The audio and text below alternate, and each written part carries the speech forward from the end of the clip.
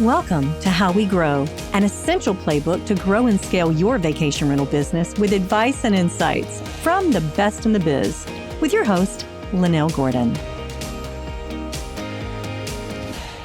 The reason we started this, when we talked about doing a podcast, I said the one thing I really wanted to do was to help people that were either beginning or people that were starting maybe linens or, something new in the business. And I thought, I know so many brilliant people in this industry who really could help. I got to tell you, you have an impressive resume. When you go back and look at what you've done and really, been around. I personally remember, well, let me say this, just so we can tell everybody out there. Right now, you've got at least 2 companies. You've got one in the Outer Banks and one in Sandbridge Blue up in Virginia. Yes. But I remember, Tim, when you had like 12 rentals. It wasn't that long ago. No, it wasn't that long ago. You said to me, Linnell, just help me out now, and then I'm going to grow. And I was like, man, if I'm going to bet on anybody, I would bet on Tim Cafferty. Thank you for that. Yeah. Some days I wasn't sure I would bet on myself, but it all worked out. No, with you it did. Now, you've served as president of VRMA. I mean, you've got a plethora of careers with vacation rentals that began like when you got out of high school. I mean, seriously, I'm looking back at those dates. I'm like, that was high school for me. So I know that was probably high school for you, not too far from that. So tell me a little bit about what you've done. I mean, you've grown, you've stopped, you've built, you've lost, and you've built again. Yeah. Wow. When you put it that way, I feel old. Oh, no, it's called accomplished. Tim, let me move that around. It's called accomplished. Oh, good. I like that. Let me write that down. That's good. I'm accomplished. Not old. Okay. It actually goes back even further, believe it or not. My dad was one of the original realtors on the Outer Banks. And so he moved our family here in 1964 at a time when it was Memorial Day to Labor Day, and the shutters went down the day after Labor Day, and we tried to survive the winter, and there was no grocery stores locally. My mom's like, what godforsaken place have you taken us to, Tom?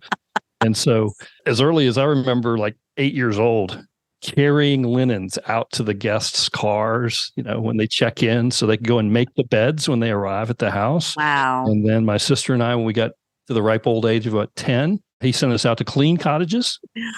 And so I literally started from the ground up, and I started this company, Outer Banks Blue Realty Services, in 2005. Before that, I was with Resort Quest International. You remember that little foray? I do. Like I said, you were at the top and you started again. Yes. You did, all the way from the bottom again. Yeah. I actually worked for our family company. I actually went to college to get away from vacation rentals and real estate, and I have a master's degree in journalism.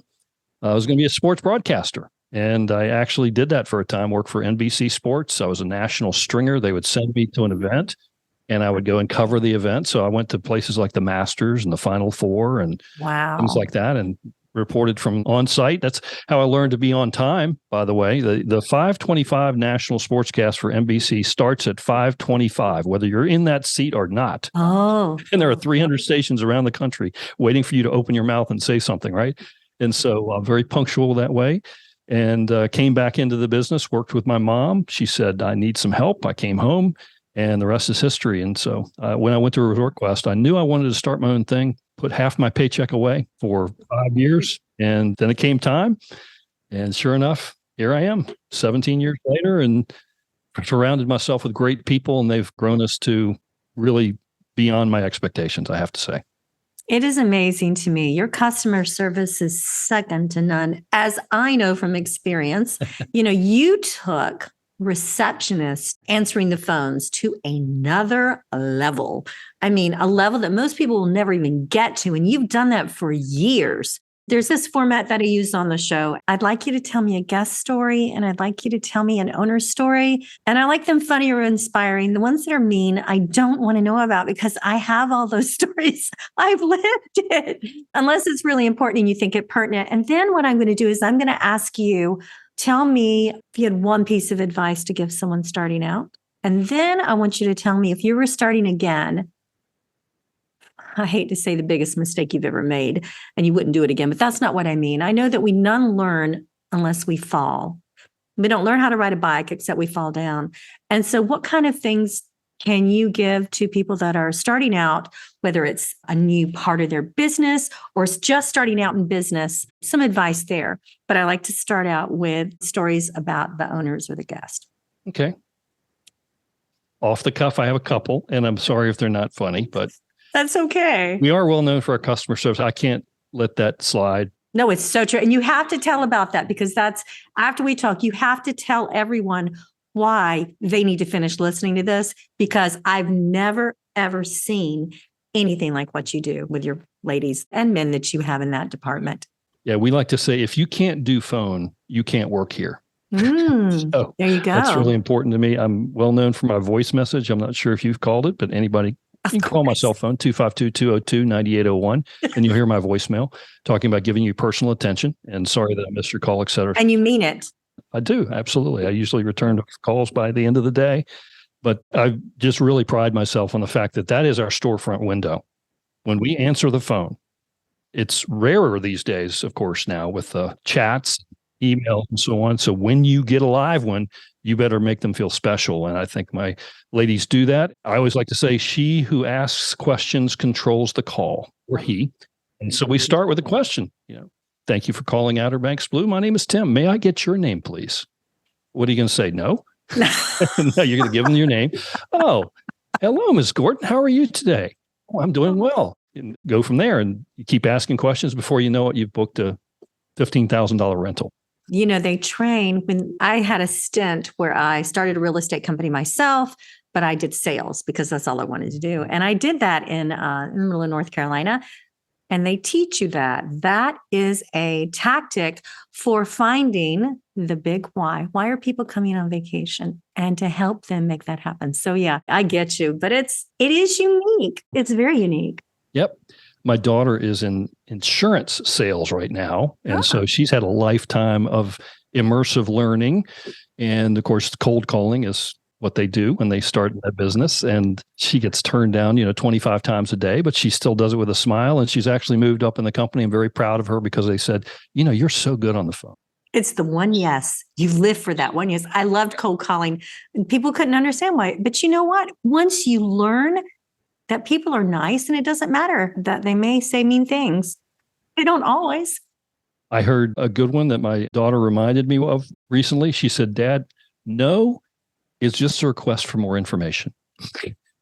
I love that. She will be successful. For certain, I'm certain she already is, and I know she will be with that attitude. Exactly. So, yeah, my kids grew up in the industry. I started them at 8 years old too, hauling linens and cleaning houses or whatever it took back in the day when we had 5 houses and then 10 and then 25 and so on. So, yeah, I'll take this as you offered it. You talked about inspiring stories and funny stories. The first one that comes to mind with the property owner is I was with Resort Quest, Outer Banks it was. Resort Quest, for those who don't know the history, is sort of like Vacasa in the early days. Back in the 2000 range, the national company came together and bought 45 companies around the country and tried to establish a national brand. And Resort Quest, and they hired me as the general manager here on the Outer Banks. We had 1,147 properties. They bought, I think it was 4 different companies here on the Outer Banks. And it was like riding a bucking bronco. It was craziness. Publicly traded company. So all my competitors saw my numbers. They knew exactly what we were doing back in the day where we didn't really share numbers and use that against me as much as they could. But I had a property owner who followed me from that former company over to Outer Banks Blue when I had, 10 properties or whatever. And of course, I'm talking to him and we're getting them all listed and signed up and so on. He goes, you don't even know why I'm with you, do you? I'm like, well, of course. It's amazing service and this, that, and the other. He goes, no. He said, I had a situation about 3 years ago where I came to my house and a TV was missing. And you bought me a new TV and you never asked me a single question. Oh, Tim. And I didn't remember it. He said, that told me all I need to know about you and how you do business. And so integrity has always been a huge thing. It's one of our core values here at the company. And so integrity came through, and it's something I've never forgotten. And I remind our new employees of that all the time. If you do the right thing, we'll be okay. Okay, I just want to repeat that, guys. It's so true. And Tim lives this out. If you do the right thing, you're going to be okay. Always do the right thing. Yeah. And let me tell you, it's tough sometimes when you are debating whether to put payroll on your Visa card. I've been there. I understand. Yes. The late, great Stuart Couch was the first one that told me that. And I didn't understand until I had to get to that point. And I was like, okay, do I buy the TV or do I make payroll or what do I do here? Because the checking account is, I have checks, but I just don't have any money in the account. So that's interesting. So, and then on the guest side, I don't know if this is a funny one, but it's the one that comes to mind the latest because Thanksgiving was just recently. And we call it on our podcast, Sarah Bradford and I do a podcast, of course. Amazing podcast. You guys should listen to it. It is chock full of information. We just dropped episode number 138. Wow. 6 years we've been doing this. Wow. And don't have any sponsors, like you, just doing it for the love of sharing information. But we have the bat phone, which you may be familiar with, whoever's on call. That emergency phone, right? You need somebody to answer the phone at 9 o'clock at night when a pipe burst or somebody's locked out or what have you. And actually, for the first 9 years of the company, I kept the phone every night. And then I had my number two person said, well, I'll take the phone.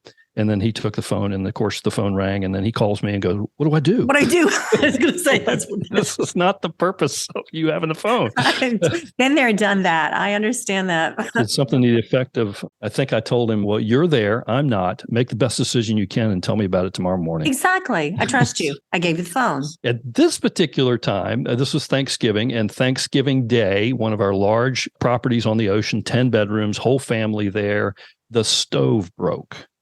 Oh, Thanksgiving. Not the best day to do that. Not going to get an appliance repairman out on Thanksgiving Day to repair the stove, at least not here in Kitty Hawk. And so in this particular case, I happen to have the phone this particular Thanksgiving.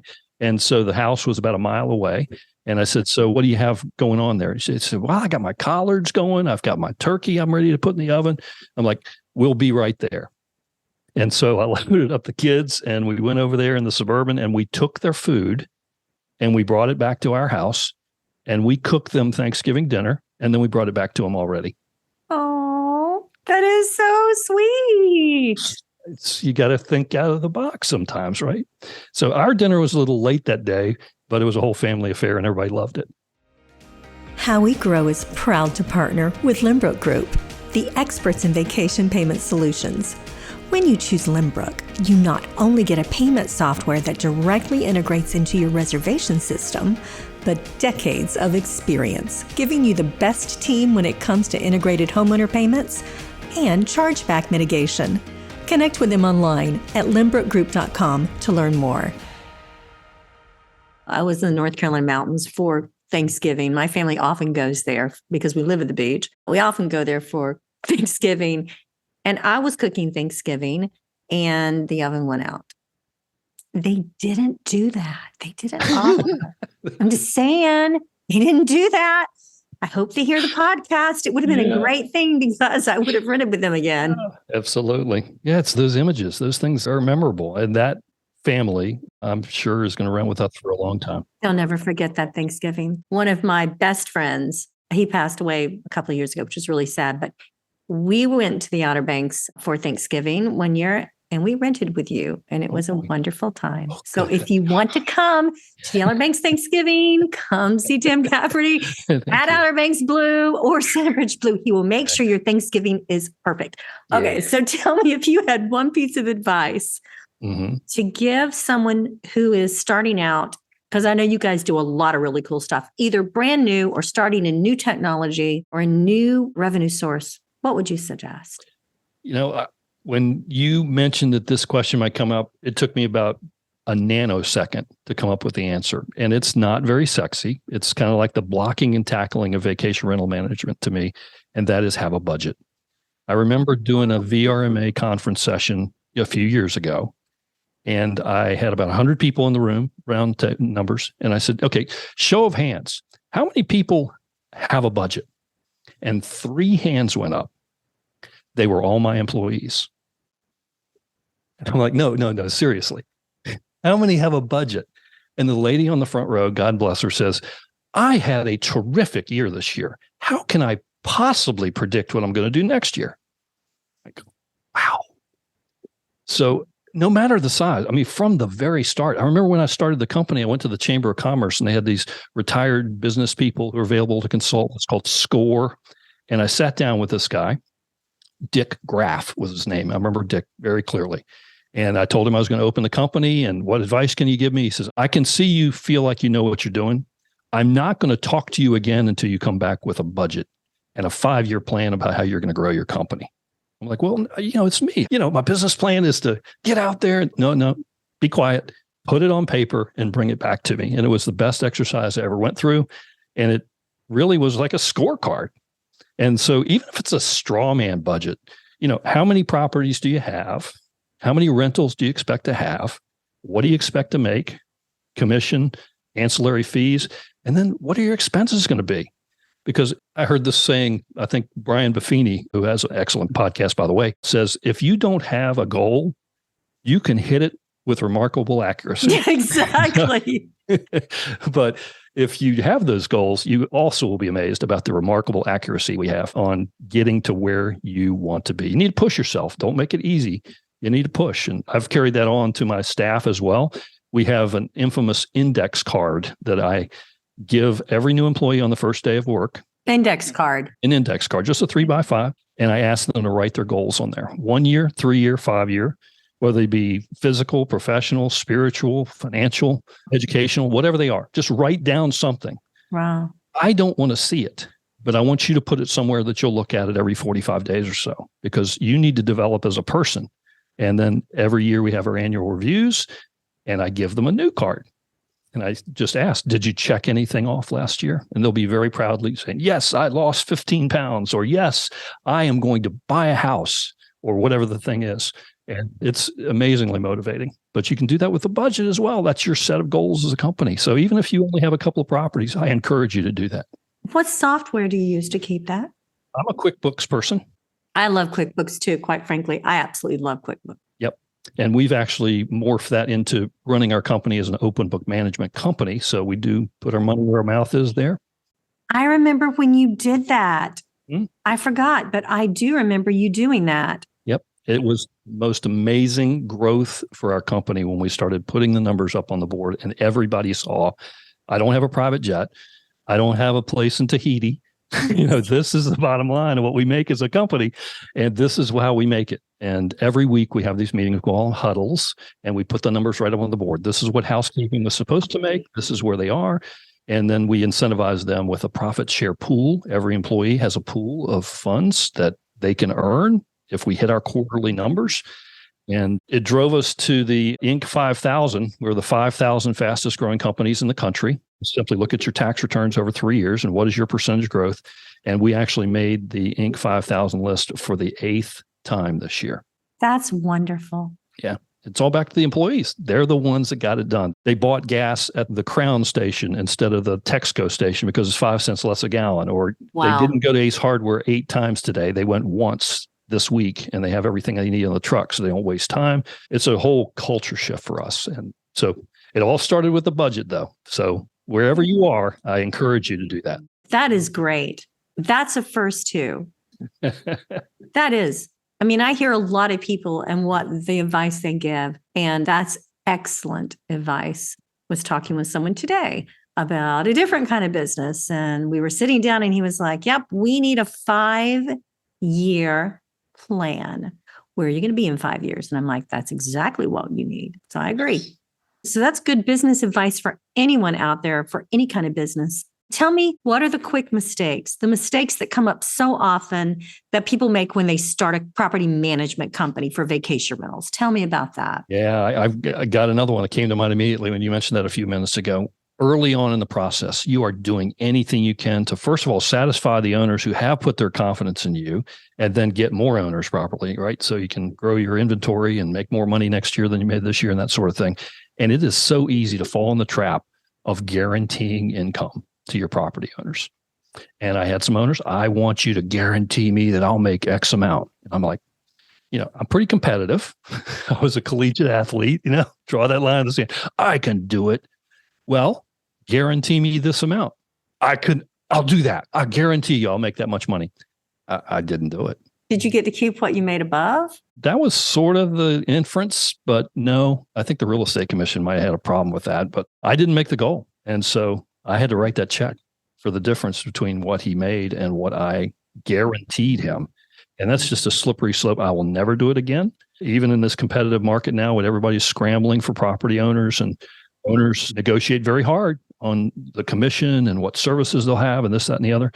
But there are no guarantees. That's the bottom line. I can't assure you that things are going to be exactly as you wish, because what your expenses are with the property has nothing to do with what it's worth on the rental market, right? No. We all need to know that right now, with everybody buying at the top of the market and they say, I have to have this much to cover my mortgage. Well, I'm sorry, renters don't really care about your mortgage. They just want to know what the experience is and what the value of that is.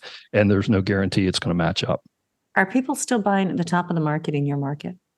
Yeah, it's faded just a little bit, but I have a pretty good and productive sales staff. Pricing hasn't gone down, right? Has not gone down.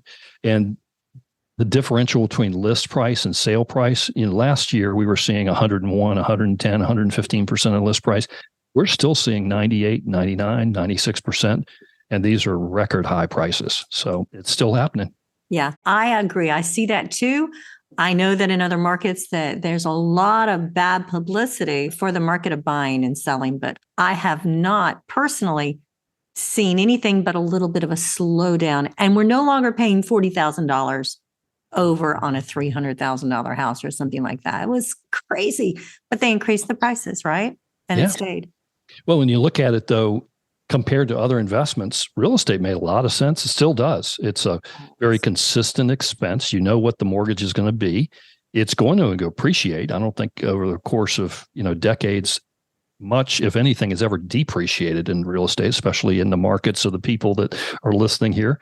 Yes. And then you can also get a return on that investment while you're paying the mortgage. It's a pretty good deal when you look at it from that perspective. I just want to say it still is possible to purchase a house and to make your payments for a vacation rental house. And here's the thing. If there are people out there listening that are interested in doing that, there are formulas. I'm just going to be real honest. There are formulas for things you need to buy if that is your goal. I had someone stop me. This is interesting. I was flying back from somewhere into North Carolina. And this guy in front of me was like really loud. He was in line before we boarded. And he was talking about this new investment. His family's in real estate somewhere in the North or South Carolina market. I can't remember exactly. And he was talking about how much money he was going to make and how much he was going to spend.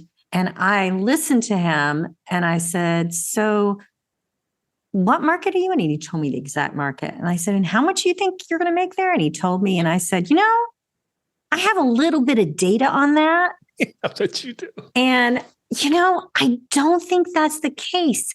I said, is it oceanfront? He's like, oh, no, I wouldn't buy oceanfront ever for my investment for rental. I have to be, I think it was fourth row back. And I was like, does it have a pool? He's like, oh, no, I don't want a pool. And I thought, who's told him this? Yeah. So if you want to do investments, go see Tim Cafferty and ask him, help me find a great investment property for you to manage.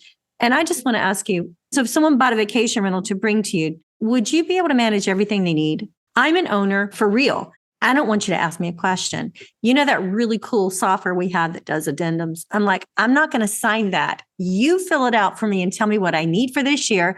And I believe you and I will do it. I don't want to do anything. Nothing. I want you to do everything. Do you do that? Boy, that's a rich question. I remember years ago, my rental manager, his name's Patrick Parker, and these owners would come online and they'd come in the office and they'd be talking to our business development person and talking about all the aspirations they have on income or whatever. And Patrick would come in and go, hey, let me tell you how it really works. And so often we have to deliver that bad news. Whatever you've been told about that income and whatever, it's not right. And so I think particularly some of your listeners may only have a few properties and are like, gosh, I can't possibly do everything that property owner needs me to do to make that happen, but I don't want to lose the property, so I'll fake it.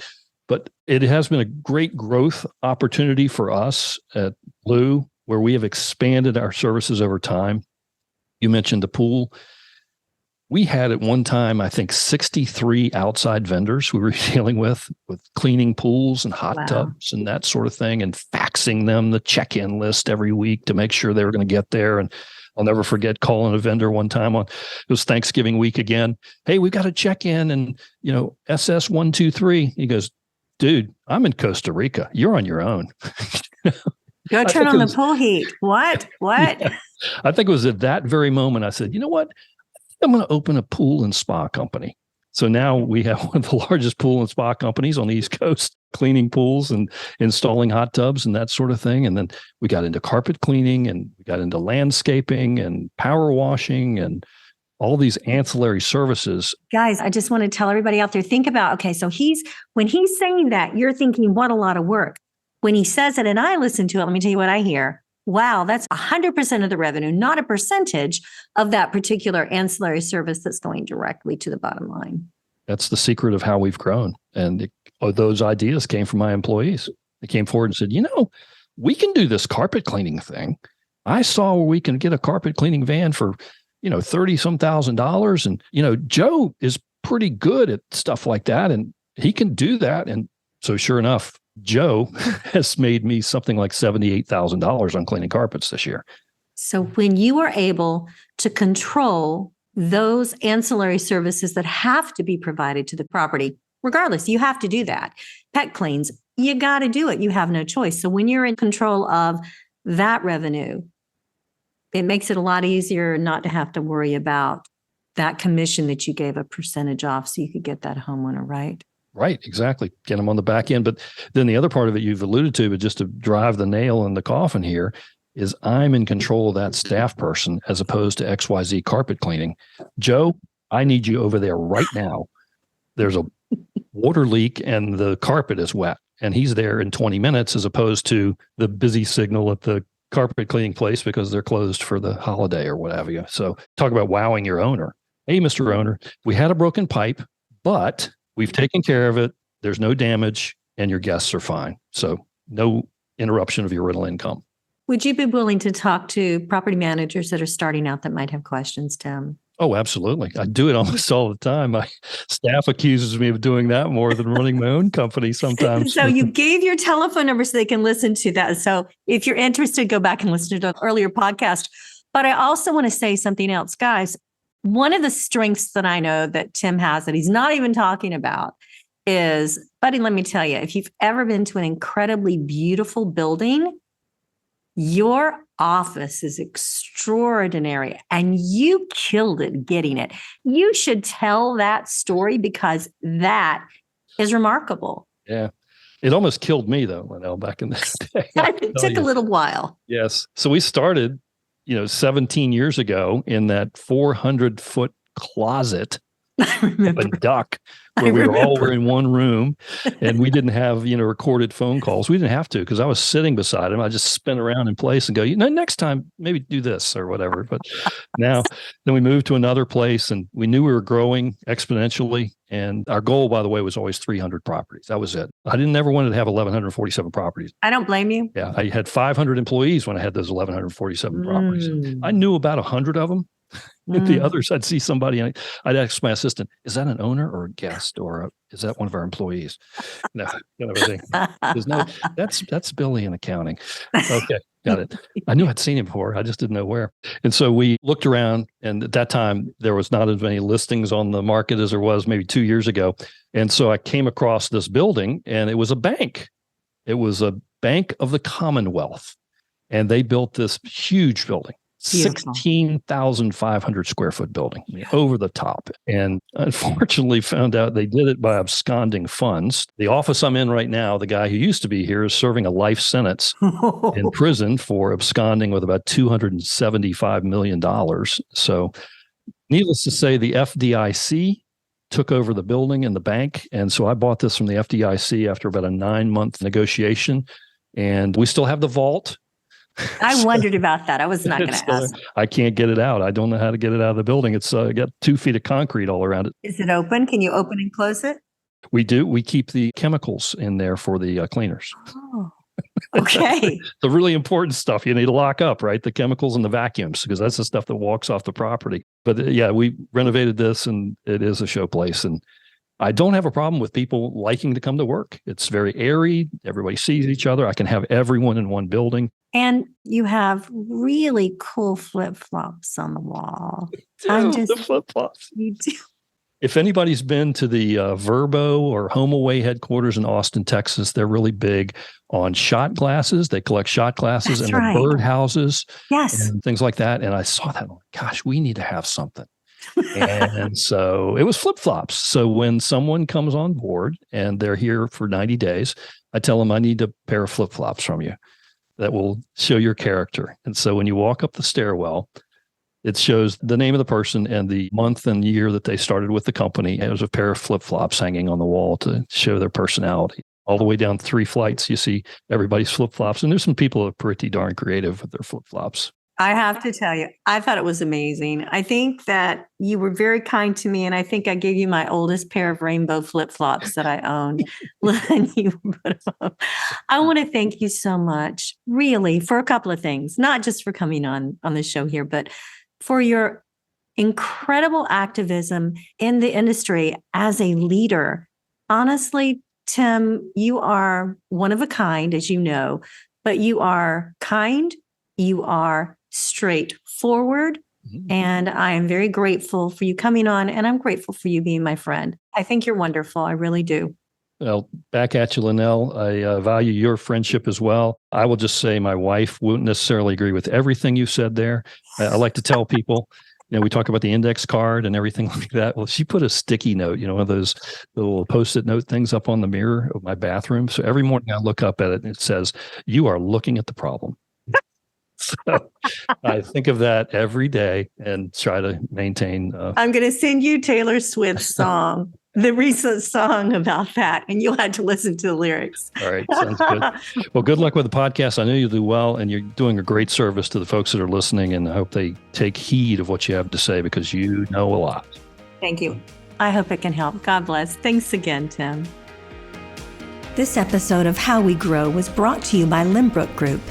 To find out more about how Limbrook Group can help to grow your vacation rental business, visit limbrookgroup.com. Make sure to search for How We Grow in Apple Podcasts, Spotify, and Google Podcasts, or anywhere else podcasts are found, and hit subscribe so you never miss an episode. On behalf of the team here at Inhabit, thanks for listening.